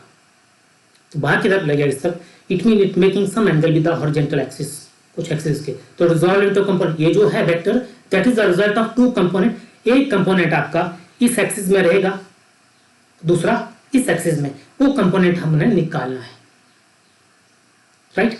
हम ट्रिग्नोमेट्री राइट एंगल ट्राइंगल का जो ट्रिग्नोमेट्रिक जो फॉर्मूलाज है वहां से हम इसको जो रेशो है वहां से निकाल सकते हैं। तो यहां से कंक्लूड किया जो E sin थीटा और E cos थीटा जो है इसके हॉरिजॉन्टल, और ये E sin थीटा जो है वर्टिकल कंपोनेंट है। अब सिमिलरली B और P की इंटरेक्शन, B नेगेटिव है, P पॉजिटिव है, तो वेक्टर कहाँ लगेगा, इनवर्ड डायरेक्शन में, towards the negative. Okay, toward negative it means यहाँ पे एंगल थीटा है तो it resolve into component, one is vertical component E B sine theta, another is E B cos theta, दो component में resolve हो गया। अब आप दूसरी चीज इसके बाद ध्यान देंगे कि एक वेक्टर आपका इस तरफ है और एक वेक्टर नीचे की डायरेक्शन में है, तो दोनों वेक्टर जो हैं ये क्या हो गए, कैंसल आउट हो गए। कैंसल आउट इसलिए हुआ है क्योंकि जो ई ए इजिकल टू ई बी, क्योंकि ए पी बराबर, ए से पी का डिस्टेंस और बी से पी का डिस्टेंस बराबर है। ओके, तो ये कैंसल आउट कर लेंगे, हैव नो मीनिंग। तो एक ही वेक्टर है जो वो क्या है, ई ए की कंपोनेंट है, दैट्स ई कॉस, जो कोसाइन कंपोनेंट है ई ए कॉस थीटा और ई बी कॉस थीटा, दोनों सेम डायरेक्शन में, दोनों सेम डायरेक्शन में। तो जो नेट इलेक्ट्रिक फील्ड रहेगी आपके पास जो नेट इलेक्ट्रिक फील्ड दोनों एड अप हो जाएंगी, जो रेड बॉक्स। और this is your main part, आपके जो क्वेश्चन का मेन पार्ट यही है। अब इसके बाद समझिए कि आपका क्वेश्चन हो चुका है। बोर्ड एग्जाम में इतना ही पूछा जाता है, सबसे ज्यादा वर्कआउट इसी पे करना है। उसके बाद हमने क्या करना है, क्या किया, हमें पता मालूम है कि ई ए इजिकल टू ई बी, इस इक्वेशन को रिड्यूस कर दिया। अब इसके बाद हमने इलेक्ट्रिक फील्ड के लिए ई की इक्वेशन क्या होती है, आपके पास ई के लिए इक्वेशन ये होती है, इसको प्रेजेंट रिस्पेक्ट में डाल दिया, क्योंकि आर क्या है यहाँ पे, जैसे ए और पी के बीच का डिस्टेंस दैट इज आर, और r that is under root x square plus l square, जो पाइथागोरस थ्योरम अप्लाई करके हमने ड्राइव आउट किया, राइट। फिर उसके बाद आपके पास ये इक्वेशन कॉस थीटा की वैल्यू को हम निकालेंगे नेक्स्ट में। कॉस थीटा और ई ए के ऊपर हमने फॉर्मुलेट करना है, और मेरे क्वेश्चन का रफ ड्राफ्ट बन चुका है, और मैंने equation wise step by step इसको सॉल्व आउट करना है। जब आपके मन में ये आ गया तो आप फाइनली इक्वेशन नंबर 2 को रीच कर जाएंगे। जब रीच कर जाएंगे तो उसके बाद आपके पास मान लीजिए कंडीशन दे के रखी है, if L is very very small, तो आप एल स्क्वायर को इग्नोर कर देंगे, तो एक्स स्क्वायर से ये वाला कैंसिल हो गया, तो एक्स क्यूब। तो आपके पास this is the equation for the electric field strength on the equatorial line. तो इस इक्वेशन को बहुत इंपॉर्टेंट है उन स्टूडेंट्स के लिए जो कॉम्पिटिटिव या नीट या इंजीनियरिंग एग्जाम, क्योंकि हम आगे जो हमसे कंसेप्चुअल प्रॉब्लम्स न्यूमेरिकल पूछे जाएंगे, वहां पे हम इस इक्वेशंस को कैसे अप्लाई करने वाले हैं, आप देखिए, देखते रहिए। मैं कुछ इनके ऊपर भी क्वेश्चंस करने वाला हूँ। अब दोनों केसेस को क्या कर दिया मैंने, इंटीग्रेट कर दिया, दोनों को कंपोजिट कर दिया, एक्सियल और इक्वेटोरियल का। अब इनका दोनों का समअप देखिए। पहले देखिए एक्सियल के केस में दो इलेक्ट्रिक वेक्टर और डाइपोल मोमेंट की डायरेक्शन सेम डायरेक्शन में, दोनों सेम डायरेक्शन में, ऑलवेज बी रिमेंबर। और जो अभी हमने इक्वेटोरियल का केस किया, इक्वेटोरियल के केस में इलेक्ट्रिक फील्ड इस डायरेक्शन में है, that is due to cosine component, right. जो डाइपोल मोमेंट की डायरेक्शन नेगेटिव टू पॉजिटिव होती है। अब दोनों डायरेक्शन, एक की पॉजिटिव है, एक की इस डायरेक्शन में है और दूसरे की इस डायरेक्शन में, तो दोनों के बीच क्या है, दोनों एंटी पैरेलल है, दोनों एंटी पैरेलल है, क्लियर। तो दोनों इक्वेशन, सबके इक्वेशंस को आप मैंने इस बॉक्स में इनक्लोज कर दिया, और दोनों के बीच को जब कंपेयर किया तो कंक्लूड क्या निकला, एक्सियल लाइन पे जो इलेक्ट्रिक फील्ड स्ट्रेंथ है that is 2 times that of equatorial line. ये जो है उन स्टूडेंट्स के लिए जो बॉक्स में जो इक्वेशंस मैंने इनकॉर्पोरेट की है, इन स्टूडेंट्स को जो मेडिकल इंजीनियरिंग के एग्जाम के लिए तैयारी कर रहे हैं, उनको इन जो बॉक्स में जितनी भी इक्वेशन है, यही मेन इक्वेशंस हैं, इनके साथ यू हैव टू प्ले, इनके साथ ही खेलना है, और इन्हीं से ही ज्यादा क्वेश्चन पूछे जाते हैं। ओके, कभी आपके पास ग्राफिकल रिप्रेजेंटेशन है, मान लीजिए मैंने ग्राफ प्लॉट किया है, ई वर्सेस डिस्टेंस, जैसे जैसे डिस्टेंस वेरी हो रहा है तो दोनों इलेक्ट्रिक फील्ड में वेरिएशन में चेंज आ रहा है, मीन दोनों फॉल हो रही है विद वेरिंग विद डिस्टेंस। जैसे जैसे डिस्टेंस इंक्रीज हो रहा है, इलेक्ट्रिक फील्ड डिक्रीज हो रही है। और सबसे फास्ट डिप्लीशन किस केस में है, एक मैंने पॉइंट चार्ज का केस लिया, पॉइंट चार्ज में 1/r², और जो इलेक्ट्रिक डायपोल के केस में 1/r³। तो इट मीन्स इलेक्ट्रिक डायपोल के केस में जो डिप्लीशन जो फास्ट है उसका रैपिड रेट ज्यादा है, राइट। तो आपके पास जो प्लॉट मेरे यहाँ पे लिए हैं, जो स्टूडेंट्स, फिर मेरे इस वीडियो को फिर पॉज कर दीजिए, प्लीज इस वीडियो को पॉज कर दीजिए, और पॉज करने के बाद इस प्रॉब्लम को अंडरस्टैंड कीजिए।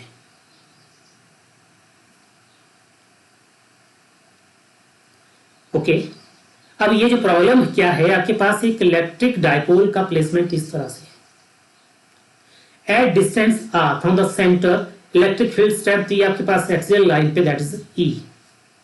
Clear?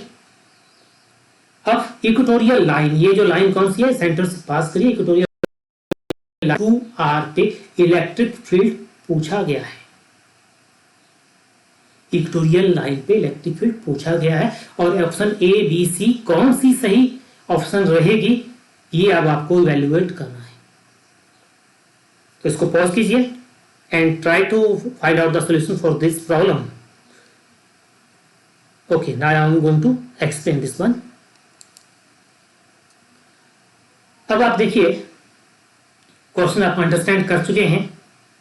Electric field on the axial line और electric field on the equatorial line. मैंने कहा अब हम इन इक्वेशंस के साथ प्ले करना है। मैं एक एग्जांपल लिया यहाँ पे कि हम इन इक्वेशंस के साथ कैसे प्ले करेंगे।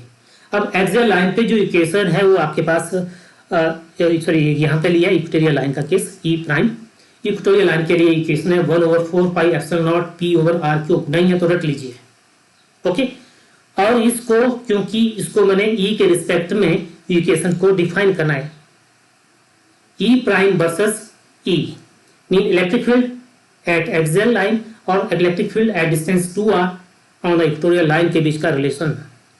ओके, अब क्या किया उसके बाद मैंने इस क्वेश्चन को जो ऑब्जेक्टिव है उसको भी टारगेट में रखा 1/4 पाई एप्सिलॉन नॉट। और यहाँ पे जो r है, r कहाँ पे पूछा गया है, इक्वेटोरियल लाइन पे, दैट इज 2r। इसके रिस्पेक्ट में इस क्वेश्चन को मैंने क्या कर दिया, इस क्वेश्चन को मॉडिफाई कर दिया। राइट, इस क्वेश्चन को इस में मॉडिफाई कर दिया। जब मॉडिफाई किया तो मेरे पास 2 2 इंटू 4 नहीं 8, तो आपके पास ये आ गया। अगले इक्वेशन में क्या किया मैंने, इस इक्वेशन को क्या किया 2 से मल्टीप्लाई एंड 2 से डिवाइड, नो चेंज। करने का क्या ऑब्जेक्टिव था, क्योंकि 8 इंटू 2 दैट इज 16। और उसके बाद ये जो मेरे पास ब्लू टेक्स्ट में जो फैक्टर है that is equal to electric field on the axial line. ये इलेक्ट्रिक फील्ड किसके लिए है, एक्सियल लाइन पे है। और ये आपका इक्वेशन, इन दोनों के बीच इक्वेशन ये रिलेशन एस्टेब्लिश हो गया। तो your option is E prime that is 1/16 time. Okay, यहाँ पे अनदर केस है आपके पास, एक और केस लिया है। अब इस प्रॉब्लम्स को अंडरस्टैंड कीजिए, पर करने से पहले अब आप इस वीडियो को पॉज कर लीजिए। इस वीडियो को पॉज जरूर कर लीजिए, क्योंकि अभी आपने अपने आप क्या करना है, अपनी थिंकिंग को डेवलप करना है। बहुत सारे केसेस आपने ले चुके हैं। अब I hope most of the students capable to understand and how to proceed this problem. ये जो प्रॉब्लम है इसके साथ कैसे टैकल करना है। ओके, तो आपके पास ये जो पिक्टोरियल है व्हाट दिस एक्सप्लेन, ये आपको क्या एक्सप्लेन कर रही है। आपके पास जो इलेक्ट्रिक डायपोल है right on the axis mean at distance r from the centre, जो इलेक्ट्रिक फोर्स है दैट्स F, और फिर वहां से जहां पे इलेक्ट्रिक फोर्स F है वहां से कितना डिस्टेंस आगे 2r का डिस्टेंस है, वहां पे फिर पूछा गया है वहां पे इलेक्ट्रिक फोर्स क्या होगी। क्लियर? अब आपके पास F डैश और F के बीच रिलेशन स्टेब्लिश करना है। तो इट मीन्स आपको इलेक्ट्रिक फील्ड और इलेक्ट्रिक फोर्स के बीच का क्या रिलेशन है, और यहाँ पे फोर्स क्या होगी और F डैश पे क्या होगी। कीप इन माइंड, अब जो डिस्टेंस है ब्रेक हो चुका है। डिस्टेंसेस कहाँ से लिया जाता है, सारे सेंटर। जब F डैश की जो स्टडी होगी तो distance should be taken from the centre. तो सेंटर से डिस्टेंस क्या होगा r + 2r। Most of the student get confuse, that is यहाँ पे 2r लेते हैं और गलती कर जाते हैं। तो इसका एक्सप्लेनेशन, जो टोटल डिस्टेंस है दैट इज 3r। जो आपके पास जो इक्वेशन है F वर्सेस E के बीच का रिलेशन F = QE। तो F = Q, और जो इलेक्ट्रिक डायपोल है जो आपके पास है, ये कौन सा केस है, एक्सियल का केस है, क्योंकि जिसका केस है एक्सियल, और एक्सियल लाइन पे इलेक्ट्रिक फील्ड की इक्वेशन मैंने डिप्लॉय कर दी। राइट, अब इसके बाद मैं आ गया यहाँ पे F प्राइम पे। तो F प्राइम पे मैं उसी सिमिलर प्रोसेस में प्रोसीड किया, परंतु यहाँ पे जो R की वैल्यू है दैट इज 3R अप्लाई किया।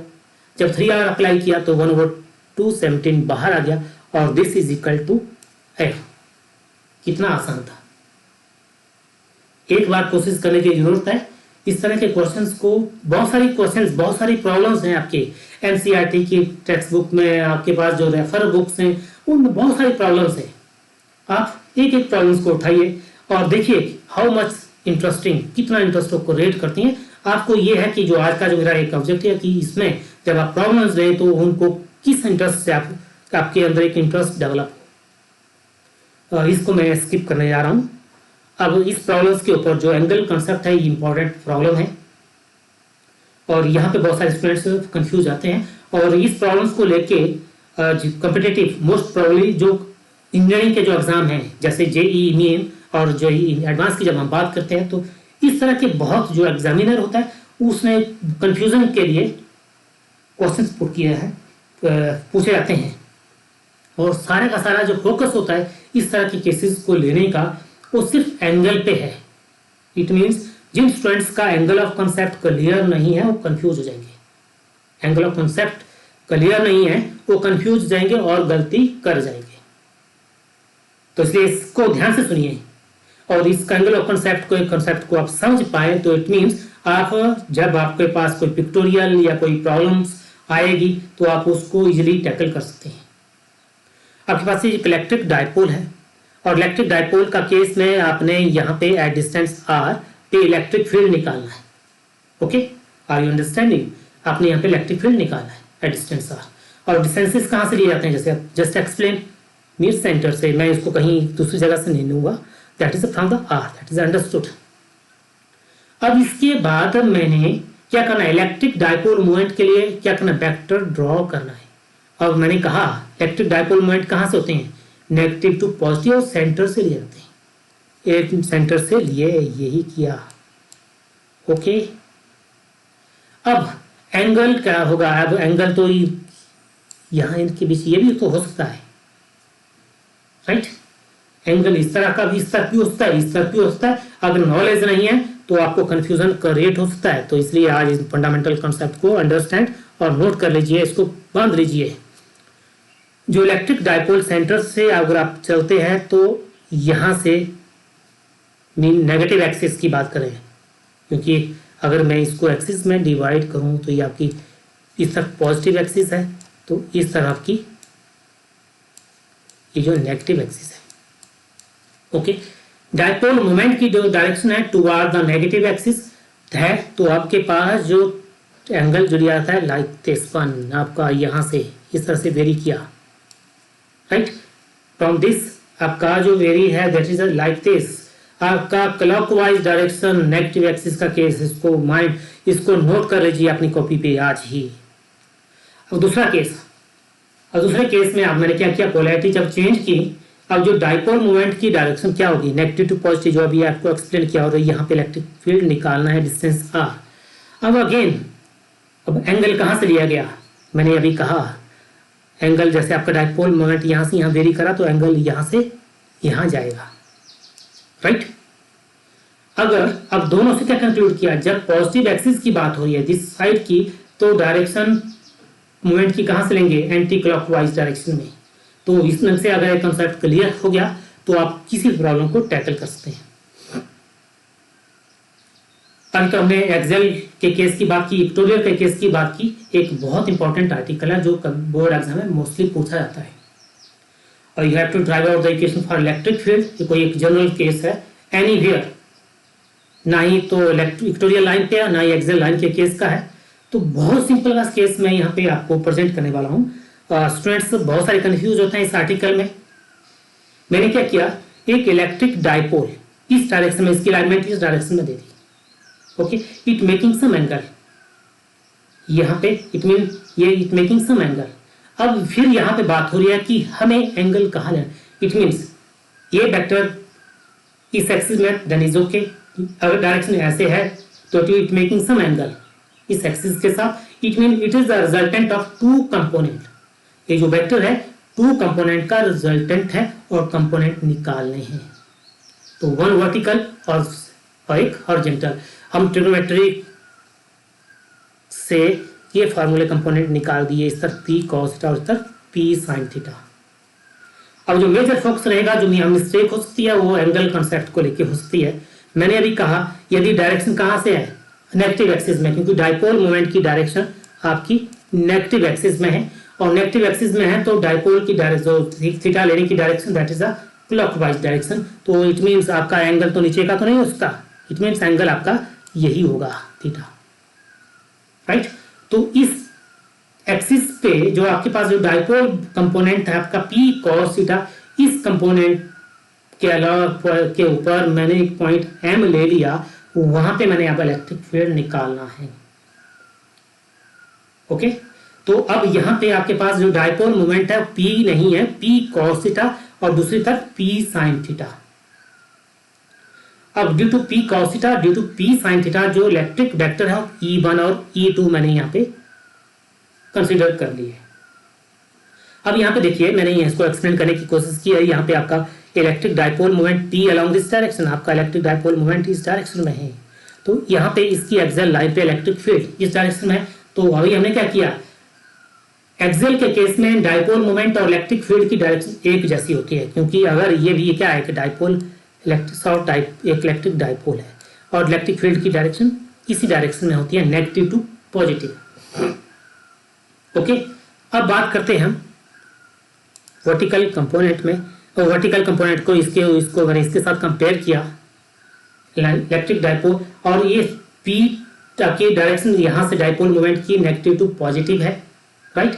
अब इसके एम जो है that is on the equatorial line, इसके कहाँ है, इक्वेटोरियल लाइन के अलोंग है, और यहाँ पे क्या होती है, डायरेक्शन अपोजिट, इलेक्ट्रिक फील्ड की direction opposite to electric field के डाइपोल मोमेंट के रिस्पेक्ट में अपोजिट होती है, एंटी पैरेलल होती है। तो ये आपके पास E1 और E2 आ गई, और इन दोनों का रिजल्टेंट क्या रहेगा, क्योंकि इस पॉइंट M पे दो इलेक्ट्रिक फोर्स लग रही है, एक आपकी E2 इस डायरेक्शन, E1 इस डायरेक्शन में, E1 इस डायरेक्शन में, तो नेट फील्ड कहाँ होगी, जो इनका इसको हम जो इनके बीच जो वेक्टर लगेगा, तो इसको हम triangle law of vector addition से या पैरेललोग्राम से हेल्प से निकाल सकते हैं। अब ये यहीं तक आपका मेन वर्कआउट था, यही आपका मेन वर्कआउट था। अब आपका क्वेश्चन हो चुका है, अब आपके पास अपना मास्टर इक्वेशन अप्लाई कर दिया, जिसको मैंने ग्रीन बॉक्स में इनक्लोज कर दिया है, पैरेललोग्राम लॉ से आगे। अब आपके पास E1 और E2 निकालना है और इसमें पुट कर देना है। आपको मालूम है E1 और E2 क्या है, E1 mean case of axial line, E2 case of equatorial line. तो ये वैल्यूज पुट कर दी, तो उसके बाद आपने इस इक्वेशन में पुट कर देनी है और अप्लाई कर देना है, आपके पास नेट इक्वेशन आ गई। ओके, तो ये बोर्ड एग्जाम में पूछे जाते हैं क्वेश्चंस इस तरह से, और इसी पे इस इक्वेशन से कॉम्पिटिटिव एग्जाम में इंटरप्रिटेशन से या इसके अप्लाई करके। फिर मेरी इस डायग्राम को थोड़ा पॉज कीजिए, एक प्रॉब्लम है। अब यहाँ पे आपसे क्वेश्चन पूछा गया है, ये एक electric field at distance r mean at point A to B कैसे वेरी करेगी, अगर हम A से B तक मूव करते हैं तो इलेक्ट्रिक फील्ड विल इंक्रीज और डिक्रीज। तो इसको पॉज कर दीजिए और try to answer this one. आप इसको आंसर करने की कोशिश कीजिए। चलो मैं इसको एक्सप्लेन करता हूं। तो इक्वेटोरियल लाइन पे जो आपके पास इलेक्ट्रिक फील्ड के लिए इक्वेशन है, मैंने कहा आपको इन इक्वेशन के साथ प्ले करना है, और इक्वेटोरियल लाइन पे ये है। अब दोनों को कंपेयर कीजिए, दोनों में क्या डिफरेंस। इट में जब A से आप मूव करेंगे B तक तो इलेक्ट्रिक फील्ड इंक्रीज होती है। अभी आपने स्पेसिफिक केस किया, इन बिटवीन इलेक्ट्रिक फील्ड क्या होगी, तो वहां से जब क्लियरिटी मिली, तो जैसे इक्वेटोरियल लाइन से जब आप चलते हैं एक्सियल लाइन पे, तो इलेक्ट्रिक फील्ड कॉन्स्टेंटली क्या होती है, इंक्रीज होती है। तो इसी तरह से ये आपको डिफाइन करता है इक्वेटोरियल लाइन, एक्सियल लाइन, और जो जनरल स्पेसिफिक केस अभी हमने फॉलो किया, ये तीनों इक्वेशंस आपको क्या इंडिकेट करती हैं, जो जैसे मैंने पहले स्टार्टिंग में क्वेश्चन किया था, इलेक्ट्रिक फील्ड वेक्टर या जो सिमेट्री है इलेक्ट्रिक फील्ड वेक्टर की due to electric dipole, that is spherical symmetric, that is a cylindrical symmetric. ये चीज हमें ये एक्सप्लेन करती है, ये जो इंटरप्रिटेशंस है इन इक्वेशन की हमें क्या एक्सप्लेन करती है, जो इलेक्ट्रिक डाइपोल की जो सिमेट्री है वो कैसी है, that is cylindrical.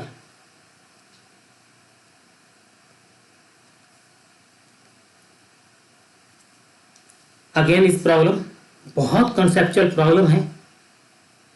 Students please pause this video और try to justify this figure. ये जो प्रॉब्लम है इस फिगर को या इस फिगर के थ्रू इस प्रॉब्लम को जस्टिफाई करने की कोशिश कीजिए। अब आपके पास क्या दिया, एक इलेक्ट्रिक डाइपोल है। इलेक्ट्रिक डाइपोल पे डिस्टेंस सेंटर से इक्वेटोरियल लाइन पे एट डिस्टेंस आर पे इलेक्ट्रिक फील्ड ई दिया है, राइट। अब उसके बाद क्या है, वाई शिफ्ट 30 डिग्री का एंगल है और सेम सिमिलर डिस्टेंस पे इलेक्ट्रिक फील्ड ई डैश निकालना है आपने। अभी आपने जनरल केस किया तो उस इक्वेशन को हम डायरेक्टली अप्लाई करेंगे यहाँ पे। जो हमने कौन सा इक्वेशन किया, अभी मैंने कहा यहाँ पे इस इक्वेशन को डायरेक्टली अप्लाई करेंगे। E net 1/4 pi epsilon naught P over x cube √3x square cos square theta plus 1 को हम यहाँ पे डायरेक्ट अप्लाई करने वाले हैं। और क्वेश्चन मेरा डायरेक्ट आ जाएगा। बट प्रॉब्लम इज दैट जो मैंने अभी एंगल ऑफ कॉन्सेप्ट को लेके यहाँ बहुत सारे स्टूडेंट्स जो मिस्टेक कर जाते हैं। अब हेयर एंगल थीटा अगर मैं पुट कर लिया तो मेरा आंसर गलत हो जाएगा। Hair naught angle theta is 30 degree. Angle क्या है, मैंने कहा एंगल यहाँ पे है तो एंगल आपका यहाँ इसमें direction of pole dipole moment यहाँ है तो डाइपोल मोमेंट पॉजिटिव एक्सिस में एंटी क्लॉकवाइज। तो अगर यहाँ पे एंगल 30 था, ये एंगल 30 था तो एंगल कितना रहा 60 डिग्री। तो यहाँ पे आपने 60 डिग्री का केस अप्लाई करके इस इक्वेशन को प्रोसीड करना है। और जब आपकी छोटी सी प्रॉब्लम थी, बाकी तो क्वेश्चन अटेम्प्ट हो चुका है, राइट। तो आपको यहाँ पे ज़्यादा फोकस करना है। इसको मैं स्किप करने जा रहा हूँ। अब आपका जो क्वेश्चन है लास्ट जो आपका पार्ट है, पार्ट नंबर 4, यहाँ टॉर्क ऑन इलेक्ट्रिक डाइपोल। और इसमें इस पार्ट 4 में मैं पोटेंशियल एनर्जी और के लिए कैसे आप डेरिवेशन ड्राइव आउट करते हैं तो वो भी आप देखेंगे। Concept of zero potential energy का क्या है वो भी मैं इंट्रोड्यूस करने वाला हूँ यहाँ पे। हालांकि जिन स्टूडेंट्स को बहुत काफी डिटेल में मैंने प्रीवियस लेक्चर्स में उसको मैंने अपलोड कर दिया है, राइट। तो सबसे पहले बात करते हैं torque. Torque means turning effect produce on a body. Turning effect produce on a body. किसी बॉडी पे टर्निंग इफेक्ट कब प्रोड्यूस होता है, टर्निंग इफेक्ट मीन जो किसी बॉडी को रोटेट करना शुरू कर देता है। तो कब होता है, आपके पास ये सिस्टम है, सिस्टम के 2 डिफरेंट पॉइंट्स पे इक्वल एंड अपोजिट फोर्सेस अगर एक्ट करती हैं तो क्या करती हैं, उस सिस्टम पे टॉर्क प्रोड्यूस करती हैं, टर्निंग इफेक्ट। और वो ऑब्जेक्ट है वो उसके एक्सिस के अबाउट रोटेट करना शुरू कर देता है। Okay, this is the concept of torque. वो रोटेशनल मोशन डिस्क्राइब करता है। आपके पास से इलेक्ट्रिक यूनिफॉर्म इलेक्ट्रिक फील्ड की प्रेजेंस में, this is the case of uniform not uniform, not case of non uniform, this is the case of uniform only. जो आपके पास जब इस तरह का डेरिवेशन ड्राइव करने के लिए आता है तो सीधा अप्लाई कर दीजिए टॉर्क के लिए equation, force into perpendicular distance. अब जब डायग्राम है तो परपेंडिकुलर डिस्टेंस पे फोकस कर दीजिए, बहुत इजी है। फोर्स क्या होता है, पी इज साइन थे। अब इसको जब आप इसको सॉल्व आउट करेंगे तो आपके पास इक्वेशन नंबर 1 और उसको वेक्टर फॉर्म में आपने कर दिया, vector P cross vector E. और what should be the condition पूछा जाता है मैक्सिमम के लिए, मिनिमम के लिए थीटा क्या होना चाहिए। Theta means minimum, theta means is equal to 0 तो इक्विलिब्रियम स्टेट है, right. Maximum torque when theta is 90 degree mean P और ई के बीच का angle, not E cross P, क्योंकि मोमेंट के रिस्पॉन्स में है electric field, not E cross P. ध्यान रखिएगा क्योंकि वेक्टर में कभी कभी क्वेश्चन पूछे जाते हैं आपके कॉम्पिटिटिव एग्जाम में, tau is equal to vector P cross vector E, और उसका ऑप्शन नंबर 2 दे दिया गया tau is equal to vector E cross vector P. तो यू आर कंफ्यूज, राइट। तो फंडामेंटल कॉन्सेप्ट क्लियर नहीं है क्योंकि अभी तक हम वही तो करते आए हैं। जो पी है electric dipole moment that is in response to electric field. So that's why electric dipole moment is a vector quantity. That's why electric dipole moment is a vector quantity, क्योंकि इसकी डायरेक्शन किसके response पे depend करती है, response electric field की direction पे depend करती है। तो इसलिए हम vector P vector P cross vector ई लिखते हैं। ऑन द वैसे बहुत सिंपल से क्वेश्चन है, एक्सियल लाइन का केस है और इलेक्ट्रिक डाइपोल जो है पैरेलल प्लेस किया है यूनिफॉर्म इलेक्ट्रिक फील्ड। अब यह पूछा गया है नेट टॉर्क और नेट फोर्स क्या होगी। अब वही फार्मूला, टॉ क्या होता है, P E sine of theta, tau that is a P E sine of theta, और थीटा इज पी और ई के बीच का जो एंगल है that is 0 degree, 0 degree parallel, तो टॉ इज 0, और जो नेट फोर्स है दैट इज आल्सो 0, क्योंकि फोर्स क्या होती है टॉ डाइपोल पे, इलेक्ट्रिक डाइपोल पे, that is 0, plus Q E and minus Q, then net force is 0। Okay, इसी को एक्सप्लेन किया गया है। अब इलेक्ट्रिक डाइपोल को क्या है, perpendicular to the uniform electric field. अब फिर वही टॉर्क एंड फोर्स, टॉर्क क्या लगेगा, टॉर्क मीन्स यहाँ पे एंगल थीटा जो है 90 डिग्री का अप्लाई कर देंगे जो इस केस में, और फोर्स अगेन इज 0, क्योंकि net force on the electric dipole is that is अ 0। तो इसको आप इस इक्वेशन से एक्सप्लेन कर सकते हैं।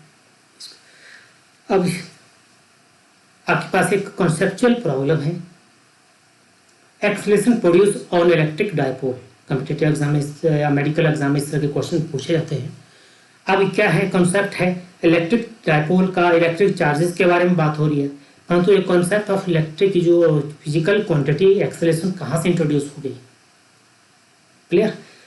तो आपके पास जो ऑप्शन दी है या तो 0 या कांस्टेंट, इन दोनों में से कौन सा सही है। Acceleration produce on electric dipole, video को पॉज कीजिए और ट्राई टू अंडरस्टैंड और आंसर देने की कोशिश कीजिए। जो स्टूडेंट्स इस वक्त देख रहे हैं इस वीडियो को इस वक्त पॉज कर दीजिए and try to explain this one. Okay, now I am going to explain. In case of electric dipole आपको मालूम है जो नेट फोर्स क्या होती है, 0 होती है, और नेट फोर्स 0 होती है तो force is also M is equal to 0, right. तो एम नॉट इक्वल टू 0, कभी मास 0 नहीं हो सकता है, क्योंकि आपने पढ़ा है मास कैन नेवर बी 0, तो मास 0 नहीं है, क्योंकि एक्सेलरेशन इज 0। अब ये एक्सेलरेशन 0 है, this is the right option. अब कंसेप्चुअल प्रॉब्लम यहाँ से, और जो मेरे मन में ये क्वेश्चंस आ रहे हैं, क्योंकि कोई कुछ मेरे क्वेश्चंस आपके कॉम्पिटिटिव में कई क्वेश्चन पूछा गया था, जो मैं अभी इसको राइज करने वाला हूँ यहाँ पे। जो आपके पास जो इलेक्ट्रिक डाइपोल है, this is arrangement of plus Q और माइनस क्यू, और इनके बीच क्या है, कुछ डिस्टेंस है। ये जो डिस्टेंस क्या फिक्स होते हैं, ये जो डिस्टेंस है क्या फिक्स होते हैं, इन वेरिएशन नहीं होता क्या। पॉजिटिव और नेगेटिव चार्ज क्या करते हैं, कॉन्ट्रैक्ट करते हैं, कॉन्ट्रैक्ट करते हैं, तो क्या इनमें कॉन्ट्रैक्शन नहीं होगा, लेंथ प्रोड्यूस नहीं होगी। It's the main question.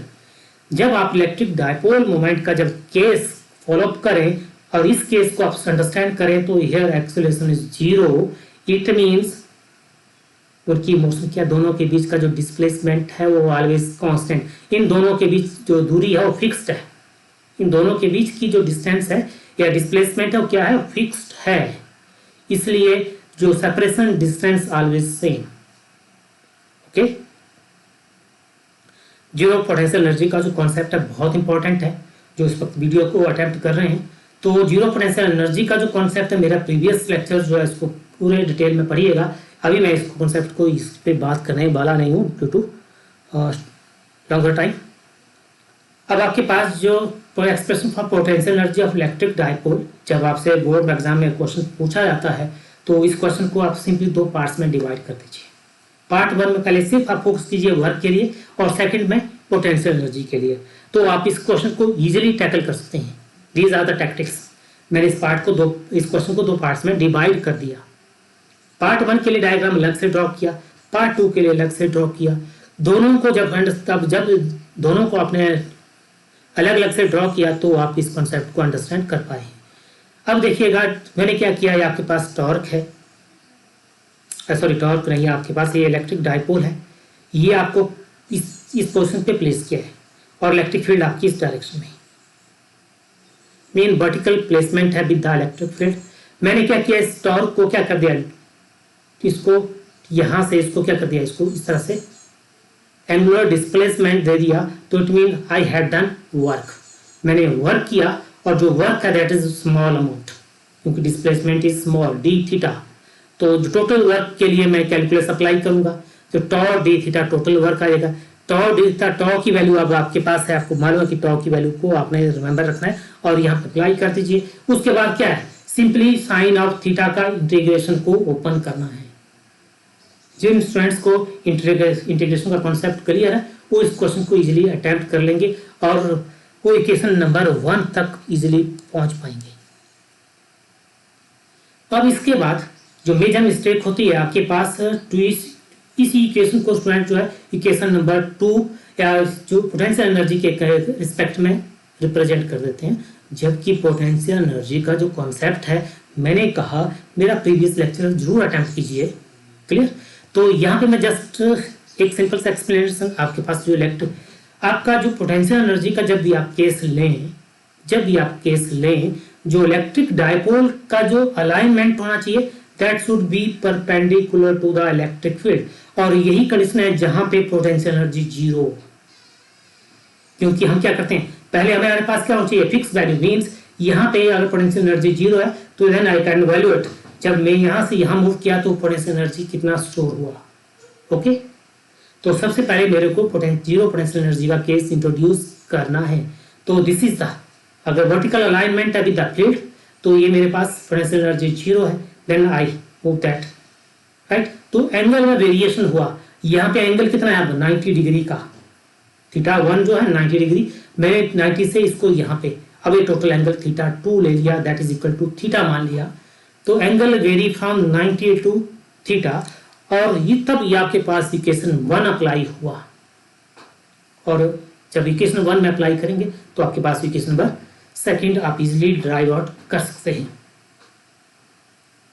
तो डियर स्टूडेंट्स, जो आज का जो लेक्चर था एक short summary on the electric dipole, बहुत इंपॉर्टेंट टॉपिक, और इसीलिए मैं इसको ऊपर समरी लेके आया हूँ। और जितने भी क्वेश्चंस मैंने यहाँ पे अटेम्प्ट किए एक बहुत स्पेसिफिक क्वेश्चंस हैं, इस मेरे वीडियो को अगेन एंड अगेन रिपीट कीजिए, और जिन स्टूडेंट्स को अगर कोई प्रॉब्लम है, कोई डिफिकल्टीज कोई फेस करता है किसी कंसेप्ट को अंडरस्टैंड करने के लिए, मेरे को राइट डाउन कर सकता है, मेरे को कमेंट बॉक्स में कमेंट कर सकता है, ताकि मैं उनको जब भी कोई नया वीडियो लेके आऊँ तो वो उस वक्त उन क्वेश्चंस को भी उठा के करूँ जो किसी स्टूडेंट्स ने जब अटेम्प्ट किए हैं। तो जैसे मेरे नेक्स्ट वीडियो में ट्राई करूँगा कि मैं उन क्वेश्चंस को इनकॉर्पोरेट करूँ और उन स्टूडेंट्स ताकि उन क्वेश्चंस को भी अंडरस्टैंड कर पाएँ। तो डियर स्टूडेंट्स, ये जो आज का जो पार्ट लेक्चर था शॉर्ट मेमोरी का, जो शॉर्ट समरी का 4 पार्ट्स में डिवाइड किया गया था, और बहुत इंपॉर्टेंट पार्ट है आपका ये आपके सिलेबस का। तो with that, thanks for your time, please subscribe, like and share. If any students have required the PDF copy of this lecture or my previous lectures, you can to write to me. मेरे को mail कर सकते हैं, मेरे को WhatsApp कर सकते हैं। आपका इस यूट्यूब के इस लास्ट में यहाँ पे मेरा ईमेल आईडी है, व्हाट्सएप नंबर है, आप मेरे को लिख सकते हैं यदि किसी को PDF कॉपी या क्लास नोट्स चाहिए। ओके, तो please subscribe, like and share. Now I am going to stop now. That's all.